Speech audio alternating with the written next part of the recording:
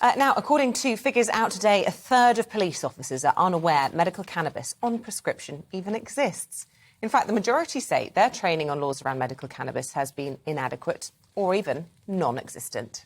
More than 1 in 10 medical cannabis patients also said that they'd had some contact from police about their prescribed cannabis medication, with 2/3 saying they fear interacting with officers. Well, we're joined now by the Head of Research and Access at the Sapphire Medical Clinic, Dr Simon Erridge, and a medical cannabis user, Ryan Spector. A very good morning to both of you. If I may start, Ryan, with you as a medical cannabis user, just explain to us why legally you've been given a prescription and what it helps you with. Sure. So I was prescribed cannabis back in early 2020 for my ADHD. It's a condition that can make it quite difficult for people to stay on track, so to speak, with their daily tasks and functions. So it can make things quite difficult, like getting to work on time, taking care of chores around the house, like, laundry, washing up, doing the dishes, things like that. But it can have a compounding effect for those that suffer from it, where all of these issues occur to the extreme.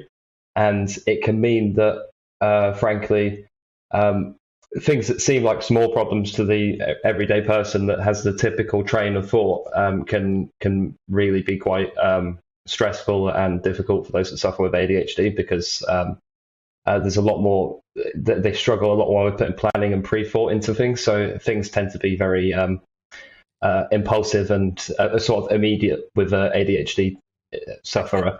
Whereas, with the regular train of thought, you find that people are more direct and on task with things.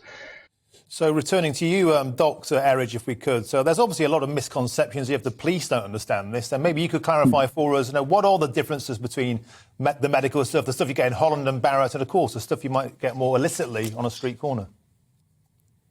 Yeah, so I think those are the two main misconceptions that people have, is that medical cannabis is one, the same as CBD oil. And I think one of the key differences is that medical cannabis, just like any other medication, has to be manufactured to a pharmaceutical standard and is accessed through a prescription and indeed for medical cannabis, it's only accessed through specialist clinics like Sapphire, where we have specialist medical consultants who can prescribe within the speciality in which the patient needs. So for Ryan's example, for ADHD, you would see a consultant psychiatrist, and it would only be them who could initiate a medical cannabis prescription for them. And then in comparison to recreational cannabis, again, you have that increased knowledge and safety that you're getting a consistent medication and that you're not getting it contaminated by any bacteria, fungi, or anything along those lines. Sorry to rush you. We're almost out of time, and I just want to get another thought from Ryan on this. I mean, is this problematic for you, having your prescription? Have you run into trouble with police or indeed members of the public? Yeah, so earlier in the year, in around April, I had a visit from the police that had followed from a few others as a result of complaints that I'd received around using cannabis.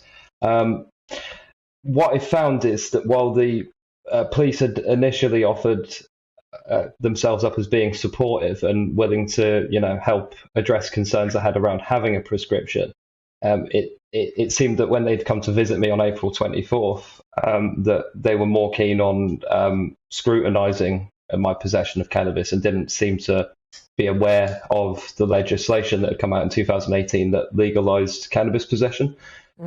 So it seems to me there's a lot of work that needs to be done there in terms of raising awareness and ensuring that there is that public knowledge of the legal availability for cannabis, because I'm concerned that if there were more vulnerable people being affected by such seizures, and unfortunately I'm not the first case to be reported in the UK of this happening.